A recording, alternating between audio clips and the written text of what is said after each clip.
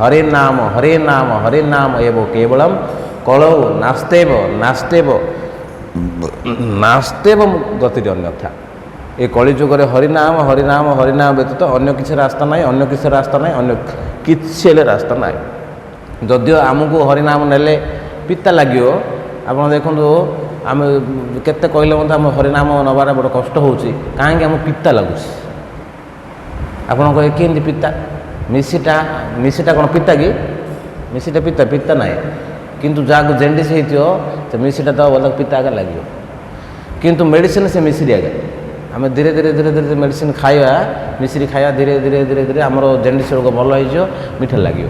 ସେମିତି ଆମକୁ ଫାଷ୍ଟରେ ଯଦିଓ ହରିନାମ କରିବା ପାଇଁ ବହୁତ ଶୁଣିଲା ବେଳକୁ ମଧୁର ଲାଗୁଛି, କିନ୍ତୁ କଲା ବେଳକୁ ପିତା ଲାଗୁଛି।